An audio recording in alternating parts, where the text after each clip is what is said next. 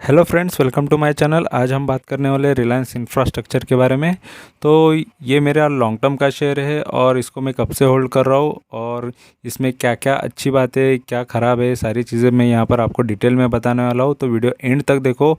ये वीडियो देखने के बाद आपको कोई चीज़ की कमी नहीं नज़र आएगी कि ये शेयर में और क्या जानना है या क्या बाकी रह गया। ये सारी चीज़ें आपको ये एक ही वीडियो के अंदर पूरी मिल जाएगी। तो वीडियो एंड तक देखो और अच्छा लगे तो ज़रूर चैनल को सब्सक्राइब करना, ठीक है। तो सबसे पहले स्टार्ट करते हैं इसके विकीपीडिया से। तो विकीपीडिया इसके बारे में क्या बता रहा है पहले ये देख लो। तो विकीपीडिया पे यहाँ पर देख लो, रिलायंस इंफ्रास्ट्रक्चर के बारे में बता रहा है कि वो फॉर्मली मतलब पहले ये रिलायंस एनर्जी लिमिटेड नाम से था and Bombay suburban electric supply is a Indian private sector enterprise involve in power generation, infrastructure, construction and defence के अंदर ये इन्वॉल्व है। ये इनका ये बिजनेस है। It is a part of the Reliance Anil Dhirubhai Ambani group, ठीक है। अनिल धीरूभाई अंबानी ग्रुप की ये कंपनी है, ठीक है। और यहाँ पर इसके अभी जो प्राइस चल रहा है 123 का यहाँ पर बता रहा है, एनएससी का प्राइस है। इसका हेडक्वार्टर नवी मुंबई में है, महाराष्ट्र में। और यहाँ पर इसकी पेरेंट ऑर्गेनाइजेशन रिलायंस ग्रुप है। तो रिलायंस ग्रुप के अंदर बहुत सारी कंपनियां हैं, लेकिन ये कंपनी अनिल धीरूभाई अंबानी ग्रुप में से है, ठीक है। तो अभी इसका वेबसाइट दिखा देता हूँ मैं थोड़ा और इसके बारे में। और ये फाउंडेड कब की है ये भी देख लो, 1 अक्टूबर 1929 में। तो 1929 के अंदर ये कंपनी बनी हुई है, ठीक है। तो अभी इसका वेबसाइट पे जाते हैं और वेबसाइट में इसके बारे में इसका काम देख लेते हैं। तो देखो ये डिफेंस का बता रहा है। तो डिफेंस सेक्टर के लिए Reliance defence engineering limited, the largest engineering infrastructure India and one of the largest. देखो जो भी डिटेल है मैं यहाँ पर आपको पूरा दिखा देता हूँ, जो भी पेज पे यहाँ पर अवेलेबल है, ठीक है। और यहाँ पर नॉर्मली एनर्जी इंफ्रास्ट्रक्चर और E&C solution of for energy ये बताया है, ठीक है। और यहाँ पर देखो जो डिटेल यहाँ पर आ रहा है, पहले वो सारी चीज़ें देख लेते हैं। ये रिलायंस इंफ्रास्ट्रक्चर के बारे में, ये पावर जनरेशन के बारे में है। तो पावर जनरेट किस तरीके से करती है यहाँ पर देखो ये बताया हुआ है, ठीक है। और ये पावर जनरेशन का ही ये ट्रांसमिशन है, किस तरीके से सभी लोगों को एनर्जी प्रोवाइड होता है। तो इस तरीके का इनका इंफ्रास्ट्रक्चर है। और डिस्ट्रीब्यूशन देखो ये पावर का ही है, रिलायंस एनर्जी रिलायंस का, ठीक है, इलेक्ट्रिसिटी का। तो इस तरीके का डिस्ट्रीब्यूशन भी है, ट्रेडिंग भी बता रहा है रिलायंस एनर्जी का, ठीक है। तो कौन से बिजनेसेस ये कर रही है एक ही इसमें से। रोड्स भी है, better roads for developing India. यहाँ पर 12,000 करोड़ का यहाँ पर इन्होंने अप्रॉक्सीमेटली बनाया हुआ है। एयरपोर्ट्स भी इन्होंने बनाए हुए हैं, ठीक है। तो कौन से काम इन्होंने किए हैं, कौन से काम करती है, ये सारी चीज़ें यहाँ पर है।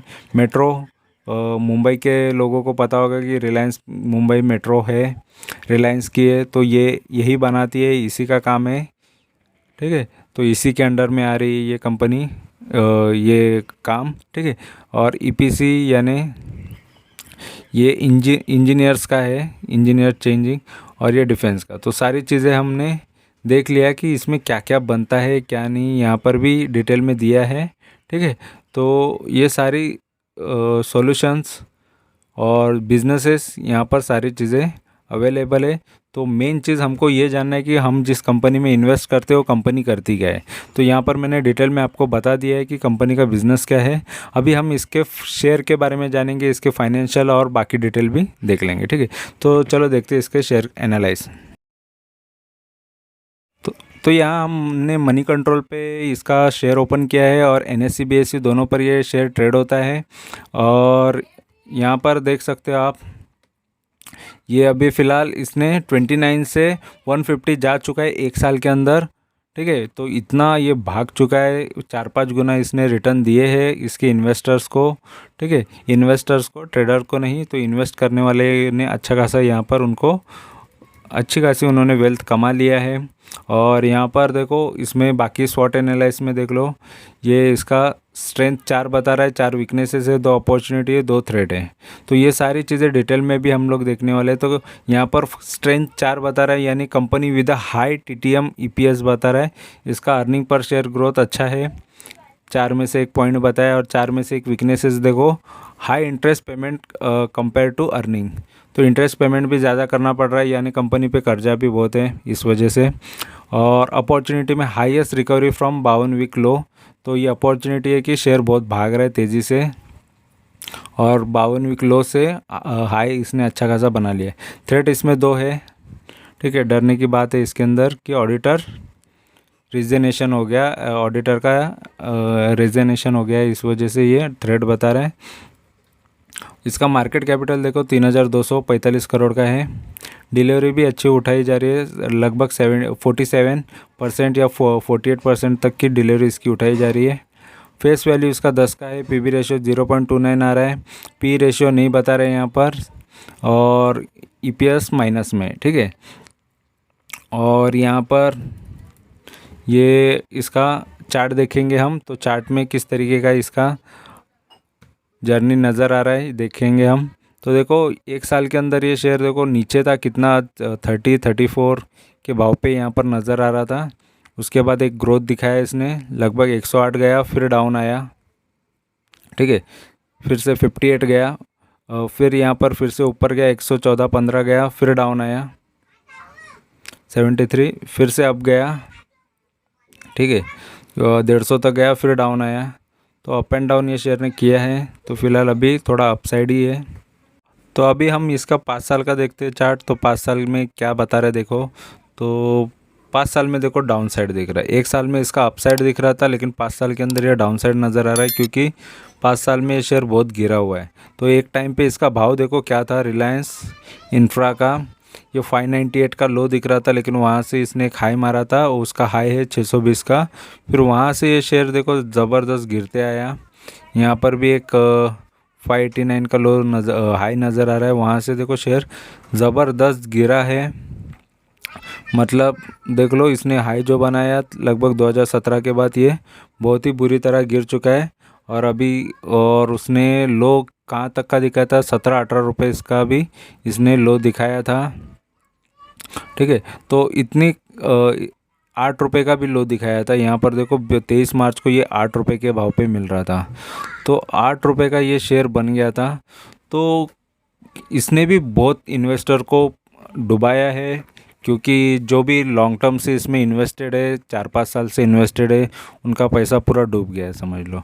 लेकिन इसमें मैं पहले ज़्यादा इन्वेस्टेड नहीं था, ठीक है। इसमें ट्रेडिंग किया है मैंने, पहले भी बहुत बार ट्रेडिंग किया है। तो ट्रेडिंग मैंने शॉर्ट टर्म ट्रेडिंग किया है, तो उसमें प्रॉफिट वगैरह के वीडियोस आएंगे, क्योंकि मेरी जर्नी में बता रहा हूँ यूट्यूब पे। और बहुत सारे शेयर जिसमें स्विंग ट्रेडिंग करके या शॉर्ट टर्म ट्रेडिंग करके जिसमें प्रॉफिट किया है, उसकी सारी पूरी जर्नी आ रही है। लेकिन ये फ़िलहाल ये मेरे लॉन्ग टर्म के लिए शेयर अभी मेरे पोर्टफोलियो में है, और उसके बारे में बता रहा हूँ, क्योंकि इसको मैंने बेचा नहीं है। और मेरा प्रॉफिट कितना हो रहा है ये भी मैं आपको बताने वाला हूँ, ठीक है। तो फिलहाल यहाँ पर देखो ये डाउन साइड यहाँ पर नज़र आ रहा है कंटिन्यूसली, ठीक है। तो इतना गिरा हुआ है शेयर, ठीक है। और यहाँ पर मैक्स की बात करेंगे, तो मैक्स में देखो ये शेयर ने किस तरीके का रिटर्न दिया है। लगभग ये स्टार्ट होता है 20-22 साल पहले, ये लगभग 185 के भाव से अगर लो देखा जाए तो वहाँ से स्टार्ट हुआ है। और ये शेयर ने फिर एक अच्छा खासा हाई दिया था 818 का। 818 से ये फिर थोड़ा सा बहुत डाउन आया, ठीक है। 360 के लो बनाया इसने। फिर उसके बाद एक हाई ज़बरदस्त बनाया, देखो 2600 का शेयर हो गया था। तो इसकी लाइफ टाइम हाई देख लो 2600 का शेयर, ये 2641 का ये शेयर था 2008 में। एक टाइम इतना महंगा शेयर और इतना बड़ा शेयर, कितनी बुरी हालत हो गई इसकी 2008 के मंदी में। उसके बाद देखो शेयर ज़बरदस्त गिर गया, और गिरने के बाद देखो इसका भाव लगभग ये 352 का लो नज़र आ रहा था। फिर यहाँ पर थोड़ा बहुत बढ़ा, ये फिर से 1300 रुपये तक आ गया था। कुछ इन्वेस्टर ने इसको फिर से ऊपर लाया, और वहाँ से सारे लोग निकल गए। फिर यहाँ पर फिर डाउन आया, देखो बड़े इन्वेस्टर फटाफट पैसा और लगा के निकल जाते हैं, रह जाते हो छोटे मोटे रिटेलर लोग रह जाते हैं और पब्लिक रह जाती है, क्योंकि उनको पता नहीं होता है कि कब निकलना है कैसे निकलना है। वो तो लगा के बैठे रहते हैं। तो वो मेन चीज़ है कि यहाँ से जो भी होल्ड कर रहा है वो ज़बरदस्त बहुत बड़े लॉस में है। ठीक है, तो वहाँ से ये शेयर देखो कितना ज़मीन को टच कर लिया है, इतने हाई से ऊंचाई से ये गिर गया है। तो ये होता है किसी भी शेयर मार्केट में, होता ही है ये कोई भी शेयर में हो सकता है, किसी भी शेयर के साथ ऐसी चीज़ें हो सकती है। तो अच्छे खासे शेयर का ये बुरा हाल हो सकता है। ठीक है, बट लोगों ने भरोसा जब भी किया है, क्योंकि रिलायंस नाम सुन के हर किसी ने भरोसा किया है, लेकिन रिलायंस के शेयर के साथ भी हो सकता है। हर एक चीज़ बिजनेस पे डिपेंड होती है।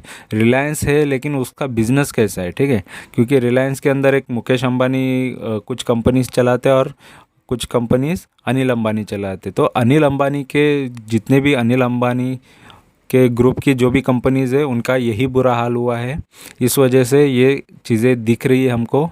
ठीक है, और फिलहाल मैं यहाँ पर बता देता हूँ कि मेरी एंट्री कहाँ की है। तो मेरी एंट्री लगभग रिसेंटली है, मतलब मुझे ये लॉन्ग टर्म के लिए मैं होल्ड कर रहा हूँ ये शेयर को। ठीक है, तो एग्जैक्ट मैं एंट्री मेरी बता देता। ठीक है, तो उससे आपको और भी डिटेल में पता चलेगा कि एक्चुअली लॉन्ग टर्म होल्ड करने का बेनिफिट क्या होता है। ठीक है, तो ये शेयर को मैंने होल्ड किया, लेकिन कौन से भाव से वो भी मैं यहाँ पर बता देता हूँ। तो 9 मार्च 2021 से मैं इसको होल्ड कर रहा हूँ। 9 मार्च 2021, तो यहाँ पर आपको नहीं नज़र आएगा, ये 5 साल के चार्ट में बताता हूँ। तो 9 मार्च 2021 से मैं इसको मार्च से इसको होल्ड कर रहा हूँ। ठीक है, तो यहाँ पर मैंने इसको बाई किया है लगभग। तो यहाँ पर प्राइस था लगभग वो टाइम पे 33 का प्राइस था, वहाँ पर मैंने कुछ क्वांटिटीज़ ली थी। उसके बाद ये शेयर देखो लगातार ये बढ़ते ही जा रहा था, अच्छा खासा मुझे रिटर्न दिया इसने। फिर उस थोड़ा बहुत गिरा, लेकिन मेरे भाव पर फिर से आया नहीं है, फिर से ऊपर गया। तो ऊपर की साइड ही है, और जितनी क्वांटिटीज़ ली थी उसमें मैं बेनिफिटेड हूँ, प्रॉफिट में हूँ। इस वजह से मैं ये शेयर को कभी अभी तक बेचा नहीं है, क्योंकि ऑलरेडी मेरा यहाँ पर परसेंटेजेस बता देता हूँ। तो मेरा लगभग 273% में इसमें आज भी प्रॉफिट में हूँ, और 300 से ज़्यादा प्रॉफिट मुझे इसमें लेना है, 300%, क्योंकि मुझे इतना फ़र्क नहीं पड़ेगा ये अगर, क्योंकि इस पर मैं कॉन्फिडेंट हूँ। और लगभग और 25-30% और बढ़ जाए तो शायद मैं इसमें से थोड़ा निकल के फिर कभी नीचे आए तो फिर ले लूँगा। फ़िलहाल इसमें इतना तो ये कर रहा हूँ, लेकिन 150 जब इसका भाव हुआ था तब वो मेरे परसेंटेज आ गए थे। लेकिन फ़िलहाल मैं और भी फिर से वो टाइम के लिए मैं वेट कर रहा हूँ। ठीक है, अभी 123 का भाव चल रहा है, उससे और भी ज़्यादा हो जाता है। अगर ये 300 के प्लस जाता है परसेंटेजेस, तो मैं इसमें से एक बार निकलना चाहूँगा। ठीक है, तो लॉन्ग टर्म का मार्च के बाद देखो 1 साल तो हो गया है, मुझे इसको लॉन्ग टर्म का रिटर्न एक बार बुक करना है। फिर ये फिर से गिरेगा तो फिर से कभी एंट्री में कर सकता हूँ। तो फ़िलहाल अभी यहाँ से 25-30% की रिटर्न्स के लिए मैं अभी इसमें रुका हूँ। ठीक है, तो और जो भी नए इन्वेस्टर है जिनको लगता है कि इसमें बाई करना चाहिए या नहीं करना चाहिए, उनकी मर्ज़ी होती है। बट फ़िलहाल यहाँ पर मैं मेरी होल्डिंग बता रहा हूँ। ठीक है, और जो भी मेरे शेयर्स है मेरे खुद के पास है, उसी के बारे में मैं ये चैनल पे बात करता हूँ। ठीक है, और यहाँ पर देखो प्राइस एंड वॉल्यूम की बात करेंगे तो इसने 1 वीक में 9.5% नेगेटिव रिटर्न दिया। 1 महीने में इसने लगभग 0.25% रिटर्न दिया है, और 3 महीने में इसने पॉजिटिव रिटर्न दिया है 25% तक। और YTD यानी लगभग जनवरी से अभी तक इसने 28%, 29% का रिटर्न दिया है। 1 साल के अंदर इसने देखो 250% का रिटर्न दिया है, और 3 साल में इसने लगभग 6% का रिटर्न दिया हुआ है। ठीक है, और यहाँ पर इसका रिज़ल्ट बता रहा है तो नेट सेल्स इसका दिसंबर का देखो लगभग 10% से बढ़ा हुआ नज़र आ रहा है। तो सेल्स अच्छा हुआ है कंपनी में, दिसंबर का सेल। ठीक है, तो जो भी यहाँ पर डेटा है हम यहाँ पर प्रॉपरली देख रहे हैं। और उसके बाद ये शेयर में देखो यहाँ की जनता देखो पूरा कंप्लीट 100% बाई करने की रिकमेंडेशन दे रहे हैं, मतलब 100% आप बाई कर लो, उससे आपको प्रॉफिट होगा, इनका ये कहना है। तो फ़िलहाल मैं तो ऑलरेडी बाई के साइड ही हूँ, क्योंकि अभी भी मुझे लग रहा है कि ये शेयर में से प्रॉफिट हो जाएगा और भी बढ़ने वाला है इसलिए। ठीक है, और यहाँ पर रेवेन्यू की बात करेंगे तो देखो रेवेन्यू लगभग 2017 में कितना था, तो 24,000 करोड़ का इन्होंने रेवेन्यू किया 2017 में। फिर 25,000 करोड़ का रेवेन्यू, तो रेवेन्यू भी बहुत अच्छा जनरेट कर रही है। 18,982 करोड़ का रेवेन्यू, फिर 18,700 करोड़, फिर 16,700 करोड़ का अभी दिसंबर का रेवेन्यू बता रहे हैं। तो मार्च का रेवेन्यू ऐड होना बाकी है, ठीक है। और यहाँ पर नेट प्रॉफिट की बात करेंगे तो देखो, नेट प्रॉफिट पहले प्रॉफिट में थी कंपनी 17-18 में, फिर लॉस में गई कंपनी 4,800। तो ये डिटेल में भी हम चीज़ें देखने वाले फाइनेंशियल इसके, ठीक है। और 868 करोड़ का फिर बाद में प्रॉफिट किया 2020 में, और अभी लॉस कर रही है 2021 में। तो ये भी डिटेल में हम देखने वाले आगे, जिसमें आपको और भी डिटेल और अच्छे से क्लियर में समझ में आएगा, ठीक है। और यहाँ पर देखो शेयर होल्डिंग पैटर्न, तो सबसे ज़्यादा शेयर किसके पास है, पब्लिक के पास है। देखो 88.42, मतलब बहुत ज़्यादा शेयर्स पब्लिक ने लेके रखा है, मतलब पब्लिक के गले पड़ गया है ये शेयर। लेकिन फिर भी अगर पब्लिक हाई पे लेके है तो फिर वो रॉन्ग है और लॉस में होंगे। अगर पब्लिक ने सही टाइम पे एंट्री की है, जब ये शेयर नीचे था, डाउन था, तभी लिया है किसी ने, तो बहुत ही अच्छा खासा डिसीज़न है कि अच्छा खासा प्रॉफिट लिया। क्योंकि रिस्क देखो, ज़्यादा जहाँ ज़्यादा रिस्क है वहाँ ही ज़्यादा प्रॉफिट है। ये शेयर अगर किसी ने 7-8 रुपये का जब मिल रहा था, तब ज़्यादा से ज़्यादा क्वांटिटीज़ खरीदी रहेगी, तो बहुत आगे जाके भी प्रॉफिट हो सकता है उसको। क्योंकि नाम में रिलायंस है, और रिलायंस के वजह से रिलायंस देखो, जो अदर डूबी हुई कंपनीज रहती है उसको खरीदता है, उससे मर्ज करता है मुकेश अंबानी, ठीक है। और उसकी वजह से क्या होता है कि डूबी हुई कंपनी भी भागना चालू हो जाती है, और उसका भी दिन अच्छे चालू हो जाते हैं। लेकिन यहाँ तो देखो, ये अनिल अंबानी की कंपनी है और रिलायंस की ही कंपनी है, तो इस वजह से कंपनी को डूबने के तो चांसेस नहीं, और प्लस इनके पास बिजनेस भी अच्छे अच्छे हैं, ठीक है। ऐसा नहीं कि बिज़नेस ख़राब है, सारे बिज़नेस अच्छे हैं, सिर्फ उसको चलाना इम्पोर्टेंट है, कि सही से चलाना, सही से ये करना। तो उसके बाद ये कंपनी और भी बहुत तेज़ी से भाग सकती है फ्यूचर में। क्योंकि मुझे तो कंपनी डूबने के चांसेस नहीं नज़र आते, क्योंकि रिलायंस है इसलिए, ठीक है। और यहाँ इस वजह से अगर ये कंपनी में जिसने भी कम भाव पे लेके रखा है, आगे जाके वो फ्यूचर में बहुत अच्छे रिटर्न्स कमा लेगा। फ़िलहाल क्योंकि जहाँ रिस्क है वहाँ पर ही सबसे ज़्यादा प्रॉफिट है। तो ये शेयर में रिस्क तो है, क्योंकि अप एंड डाउन बहुत हुआ है ये शेयर, जब भी फिर से भी गिर सकता है, फिर से अप भी जा सकता है, तो सारी चीज़ें हो सकती है। लेकिन फ्यूचर है ये कंपनी का, ठीक है, मुझे ऐसा लग रहा है। और यहाँ पर देखो, प्रमोटर की बात करें तो लगभग देखो, प्रमोटर जो कंपनी के ऑनर होते हैं, कंपनी के मालिक होते हैं, उनके पास ही 5% शेयर बच गए हैं, ठीक है। तो बाद में प्रमोटर क्या करता है कि पब्लिक से बायबैक कर लेता है, शेयर्स ले लेता है, थोड़ा सा हाई भाव पे ले लेता है, जिससे पब्लिक बेच देती है, और अच्छा खासा उनको भी उनके पास होल्डिंग हो जाती है प्रमोटर। तो प्रमोटर बाद में बायबैक कर सकती है अगर कंपनी अच्छे से चलना चालू होगी तो, ठीक है। और एफआईआईएस की बात करेंगे तो फॉरेन के इन्वेस्टर ने भी अच्छा खासा इन्वेस्ट किया, लगभग 1.5% फॉरेन के इन्वेस्टर का है, और यहाँ के डोमेस्टिक इन्वेस्टर का लगभग 5% तक है। मतलब इंडिया के जो डोमेस्टिक के इन्वेस्टर्स है, बड़े इन्वेस्टर हैं, उनका भी अच्छा खासा है, जिसमें म्यूचुअल फंड भी आते हैं, तो उनका भी अच्छा खासा इसमें इन्वेस्टमेंट है। और यहाँ पर देखो, होल्डिंग्स में कुछ शेयर गिरवी हुए, देखो 5% है, लेकिन उसमें से भी 94% उन्होंने गिरवी रखे। 5% में से भी 94%, मतलब लगभग समझ लो कि उनके पास अभी 4-4.5% ही शेयर बचे हैं, ठीक है। 4-4.5 के अंदर भी बहुत कम बचे हैं शेयर, क्योंकि 94% निकल गए। तो मतलब आधा या पौना टक्का ही इनके पास अभी शेयर प्रमोटर के पास बचे, बाकी बैंक के पास गिरवी हो गए, ठीक है। तो फिलहाल यहाँ पर बहुत सारा, मतलब प्रमोटर के पास कुछ बचा ही नहीं इस तरीके का है, क्योंकि उसके पास लोन भी ज़्यादा हो सकता है, ये हम फाइनेंशियल में आगे देखने वाले हैं, ठीक है। और यहाँ पर देखो, म्यूचुअल फंड स्कीम के बारे में बताया कि लगभग 32 म्यूचुअल फंड ने इसमें इन्वेस्ट करके रखा है, ये दिसंबर का डेटा है। और 7 म्यूचुअल फंड यहाँ से गायब हुए, मतलब निकल गए, प्रॉफिट निकल के, ठीक है। और एफआईआईएस देखो, लगभग 23 एफआईआईएस है फॉरेन के इन्वेस्टर, और 5 एफआईआईएस बड़े जो फॉरेन के इन्वेस्टर को भरोसा है ये कंपनी पे, और 5 इन्वेस्टर और भी बड़े हैं। तो यहाँ पर जो भी डेटा है, डिटेल है, सारी चीज़ें मैंने आपको यहाँ पर बता दी है। मनी कंट्रोल इसके बारे में क्या बता रहा है। अभी हम नेक्स्ट देखते हैं इसके फाइनेंशियल डिटेल में स्क्रीनर पे, ठीक है। तो दोस्तों, यहाँ पर स्क्रीनर पे हम इसका फाइनेंशियल देखने वाले, और स्क्रीनर पे पूरा प्रॉपरली डिटेल यहाँ पर अवेलेबल होता है। तो सबसे पहले इसमें प्रॉज एंड कॉन्स देखेंगे, पॉजिटिव नेगेटिव क्या है इसमें। तो ये शेयर में देखो, company is a trading at 0.28 times it's book value, ये पॉजिटिव है। और बाकी इतनी सारी चीज़ें नेगेटिव है। तो नेगेटिव में क्या क्या बता रहे हैं इसके बारे में, तो company has a low interest coverage ratio, इसका मतलब ये होता है कि कंपनी पे कर्जा ज़्यादा है तो ब्याज चुकाना थोड़ा डिफ़िकल्ट हो जाता है इसकी वजह से। The company has deliver poor sales, तो सेल्स भी ख़राब है कंपनी के लगभग 5 साल से, माइनस में है, 9.12% माइनस में, मतलब ग्रोथ इसका माइनस में है, नेगेटिव है। तो और प्रमोटर होल्डिंग तो डिक्रीज है, तो लो है बहुत, 5.95 है, मतलब बहुत कम है, ठीक है।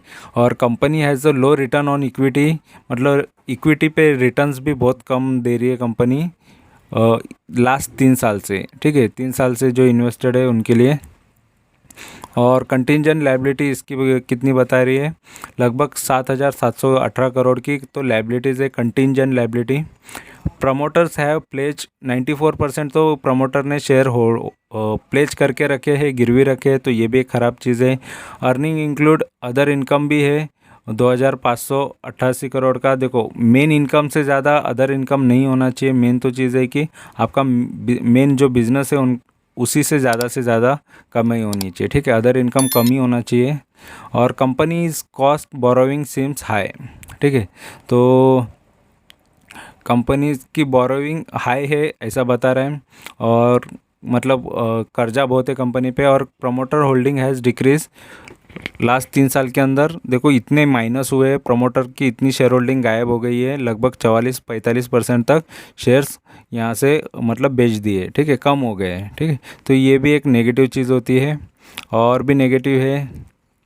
और अभी यहाँ पर क्वार्टरली रिजल्ट्स देखो तो किस तरीके के हैं, लगभग सेल देखो मार्च 2019 में कितना था, तो 3,900, लगभग 4,000 करोड़ का था। यहाँ पर 5-5,500 करोड़ का सेल था जून में।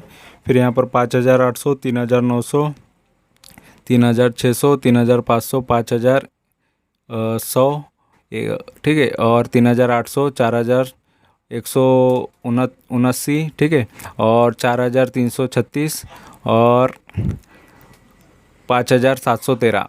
तो ये लगभग देखो कभी अप है कभी डाउन है, तो सेल्स अप डाउन कम ज़्यादा यहाँ पर नज़र आया है। सेल्स तो अच्छा लेकिन है, दिसंबर में थोड़ा कम नज़र आ रहा है 4,200 का, ठीक है। और यहाँ पर एक्सपेंसेस भी उसी मुकाबले देखो 3,600, 4,800, 5,100, तो इसी मुकाबले से इसी के वजह से कंपनी का ऑपरेटिंग प्रॉफिट भी देखो स्टार्टिंग में अच्छा था, 358 करोड़, 635 करोड़, 680, बट बाद में देखो कम हुआ प्रॉफिट, यहाँ पर 28 करोड़ का लॉस, 271 करोड़ का लॉस, 221 करोड़ का लॉस। फिर बाद में प्रॉफिट एक बार दिखाया सितंबर 2020 में, ठीक है, क्योंकि खर्चा यहाँ पर कम हुआ और सेल्स अच्छा हुआ था, ठीक है, वो टाइम पे। फिर यहाँ पर 18 करोड़ का लॉस, और फिर बाद में 2021 में मार्च में 35 करोड़ का लॉस, फिर वो 44 करोड़ का लॉस। फिर यहाँ पर देखो सितंबर 2021 में भी अच्छा खासा प्रॉफिट हुआ है।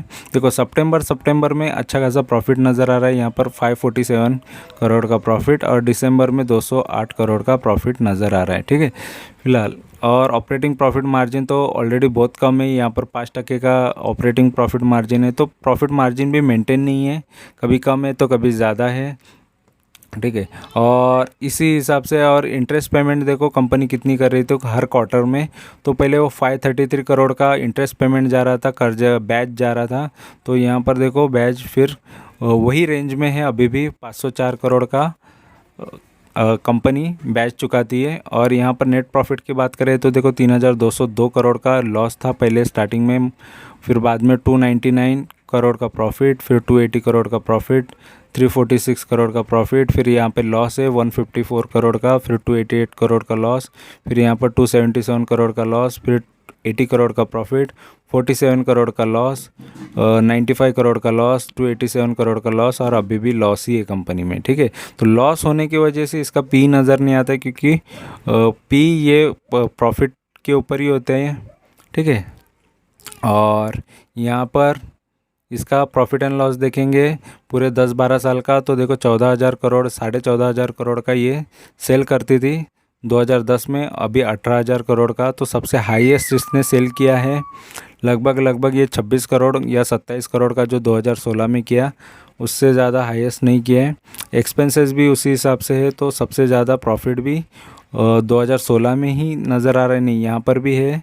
2017 में भी अच्छा खासा प्रॉफिट किया था 4700 करोड़ का, ठीक है। बट उसके बाद देखो स्टार्टिंग में ये बढ़ते बढ़ते यहाँ तक गया था, फिर बाद में घटता हुआ नज़र आया, फिर डायरेक्ट 2019 में ये सेल मतलब लगभग ये प्रॉफिट माइनस में चला गया 4500 करोड़ का। यहाँ पर देख सकते हैं क्योंकि एक्सपेंसेस बढ़ गए। एक्सपेंसेस कभी भी कंट्रोल में होने चाहिए, नहीं तो ये लॉस हो सकता है।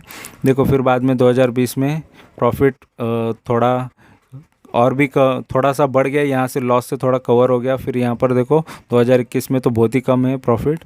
यहाँ पर तो अभी जो करंट चल रहा है ये 675 करोड़ का प्रॉफिट चल रहा है, ठीक है। तो फिलहाल प्रॉफिट मार्जिन भी उसी हिसाब से कभी कम ज़्यादा है। फिलहाल अभी 4% का प्रॉफिट मार्जिन चल रहा है। अदर इनकम की बात करेंगे तो एक्स्ट्रा इनकम भी कुछ ना कुछ कंपनी को आ रहा है। तो पहले 1257 करोड़ का प्रॉफिट हो रहा था, फिर यहाँ पर अदर इनकम देखो ये है 2588 करोड़ का। मतलब देखो मेन प्रॉफिट से ये प्रॉफिट अदर इनकम ज़्यादा है, क्योंकि अदर इनकम कभी होगा कभी नहीं होगा। मेन चीज़ होती है कि यहाँ ये प्रॉफिट ज़्यादा होना चाहिए, ठीक है। अभी यहाँ पर यहाँ पर इंटरेस्ट पेमेंट की बात करेंगे तो देखो इंटरेस्ट पेमेंट भी पहले 525 करोड़ का इंटरेस्ट पेमेंट कर रही थी, बैच चुका रही थी। अभी देखो 2235 करोड़ का बैच चुका रही है। थोड़ा बहुत कम हुआ है, 2700 से 2200 तक गई है, मतलब थोड़ा लोन चुकाया है, इस वजह से होता है। अभी यहाँ पर देखो नेट प्रॉफिट की बात करें तो 1519 करोड़ का प्रॉफिट करती थी, अभी लॉस में ही है कंपनी, ठीक है। 2 साल से तो लॉस में नज़र आ रहा है, ठीक है। फिलहाल लॉस नज़र आ रहा है और इस वजह से कंपनी का, लेकिन फिर भी कंपनी पॉजिटिव में है, क्योंकि लोग इसमें आज भी भरोसा रख रहे हैं, इस वजह से प्रॉफिट में है, ठीक है। और फिलहाल यहाँ पर बोरोइंग देखेंगे, ये मेन होता है बैलेंस शीट में हमको बोरोइंग देखना है, क्योंकि कर्जे की वजह से ही कंपनियां डूब जाती है। तो मेन मैं भी यही चीज़ देखता हूँ कि कंपनी पे कर्जा कितना है। तो 8500 करोड़ का कर्जा स्टार्टिंग में था 2010 में, फिर ये थोड़ा बहुत बढ़ते 30,000 करोड़ तक हो गया था, 30,500 करोड़। फिर वो थोड़ा कम होते फिर अभी कर्जा यहाँ पर 13,900 करोड़ तक है। तो थोड़ा बहुत कम हुआ है कर्जा, बट कंपनी पे कर्जा जितना जल्दी कम हो, देखो कम तो होते आ रहा है, तो और भी कम हो जाएगा तो कंपनी का कर्जे का बर्डन कम हो जाएगा, और सेल्स अच्छा हो और प्रॉफिट अच्छा हो तो कंपनी आगे बहुत ग्रोथ दे सकती है, ऐसा यहाँ पर लगता है, ठीक है। अभी इसका फाइनल ओवरव्यू देता हूँ, इसका लास्ट टिकर टेप पे हम इसके बारे में देखेंगे, फिर इसका फाइनल ओवरव्यू हम देंगे, ठीक है। दोस्तों यहाँ पर टिकर टेप पे मैंने इसका शेयर ओपन किया है और यहाँ पर देख सकते हो चेकलिस्ट में क्या बता रहा है। तो 2 पॉइंट पॉजिटिव, 2 पॉइंट नेगेटिव और एक तो इनसफिशिएंट डेटा बता रहा है, ठीक है। तो फिलहाल यहाँ पर ये टिकर टेप में रिटर्न वर्सेस एफडी ख़राब बता रहा है, नेगेटिव बता रहा है। डिविडेंड तो देती नहीं है कंपनी, क्योंकि ऑलरेडी लॉस में है। एंट्री पॉइंट अच्छा बता रहा है, एंट्री कर सकते हैं अभी भी। और नो रेड फ्लैग बता रहा है, यानी कंपनी के डूबने के चांसेस नहीं है। तो ये एक मेन चीज़ होती है, तो इस वजह से आप ये कंपनी में इन्वेस्ट करके रख सकते हो, मुझे तो ये लग रहा है, ठीक है। फिलहाल यहाँ पर इसके रिटर्न्स थोड़े देख लेते हैं। तो 1 वीक में रिटर्न देखो नेगेटिव है 3.25%। 1 महीने के रिटर्न्स देख लो, इसके लगभग 2.5% के ऊपर है। और एक साल के इसके रिटर्न देखो लगभग 274% के ऊपर है एक साल के अंदर, ठीक है। तो यही रिटर्न है मेरे ऑलरेडी, ठीक है। और यहाँ पर आप 5 साल के रिटर्न देखो तो ये नेगेटिव रिटर्न है, ख़राब रिटर्न है, लगभग 78% डाउन में है। और यहाँ पर मैक्स की बात करेंगे तभी भी ये देखो इतने सालों से जो भी होल्ड कर रहा है, फिर भी वो आज भी लॉस में ही होगा, क्योंकि ये 2600 तक गया था ये शेयर और 8 रुपये का लो था इसका, ठीक है। और यहाँ पर एसआईपी करने वाला प्रॉफिट में रहता, क्योंकि 5 साल से अगर एसआईपी करते जाता तो, क्योंकि जब डाउन था तब कोई भी लेता, तो अब भी फ़िलहाल ये बढ़ने की वजह से एसआईपी वाला प्रॉफिट में होता 128%, ठीक है। तो फिलहाल ये इसके बारे में जो भी टिकर पे बताया है डिटेल में मैंने बता दिया है आपको। ये हाई रिस्क वाला शेयर है, क्योंकि अप एंड डाउन बहुत होता है, एज़ पर निफ्टी के हिसाब से वोलेटाइल ज़्यादा है ये, ठीक है। स्मॉल कैप कंपनी है, 3,200 करोड़ की कंपनी है, और बाकी बिजनेस तो मैंने आपको बता ही दिया है। तो ये शेयर में आपका डिसीज़न है कि आपको लेना है नहीं लेना है। फ़िलहाल तो मेरे पोर्टफोलियो में है, इस वजह से मैं ये शेयर के बारे में बात कर रहा हूँ, और मोस्ट ऑफ मैं मेरे ही शेयर के बारे में बात करता हूँ और उसमें मैं प्रॉफिट निकाल के बताता हूँ नॉर्मली, क्योंकि हर कोई ये चीज़ें नहीं करता, तो ये चीज़ें मैं करता हूँ, ठीक है। और प्रॉफिटेबल हूँ स्विंग ट्रेडिंग करके, या पहले तो जो भी ट्रेडिंग करता था तो नॉर्मली वो सारी चीज़ें से प्रॉफिट लॉस होता है, लेकिन स्विंग ट्रेडिंग से ओनली प्रॉफिट में ही हूँ। और लॉन्ग टर्म में भी अभी प्रॉफिट में ही हूँ, क्योंकि सही टाइम पे सही एंट्री करना आना चाहिए। तो ये मेरे लॉन्ग टर्म का शेयर है, जो भी लॉन्ग टर्म के लिए भी खरीदूंगा वो शेयर के बारे में भी मैं बताऊंगा। ऑलरेडी चैनल नया होने की वजह से आपको ये शेयर थोड़े लेट पता चले, लेकिन नॉर्मली अभी से जो भी शेयर्स मैं लेता हूँ उसके बारे में मैं पहले मेरे टेलीग्राम चैनल पे बताता हूँ। मोस्ट ऑफ टेलीग्राम चैनल पे लोगों को एवरी डे के कॉल चाहिए रहते, लेकिन मैं एवरी डे के लिए नहीं कॉल देता। जब मैं लूँगा तब बताऊँगा, जब बेचूँगा तब बताऊँगा। तो उतना ही अपडेट आपको वहाँ पर अवेलेबल मिलेगा, बाकी चीज़ें नहीं है। तो नॉर्मली आपको अगर वो अपडेट्स भी चाहिए तो आप टेलीग्राम चैनल को ज्वाइन कर सकते हो, ठीक है। और चैनल को ये सब्सक्राइब भी कर सकते हो, क्योंकि ये चैनल पे आपको बहुत सारे सही इन्फॉर्मेशन, जेन्युइन इन्फॉर्मेशन मिलेगी और प्रॉफिटेबल ज़रूर बनोगे, ठीक है। तो सब्सक्राइब करने में कंजूसी मत करो, क्योंकि सब्सक्राइब करने से तो कोई घाटा होता नहीं है। तो वीडियो अच्छा लगा है तो ज़रूर चैनल को सब्सक्राइब करो, लाइक करो, कमेंट करो, दोस्तों के साथ शेयर करो। Thank you very much for watching my video. Thank you, bye bye.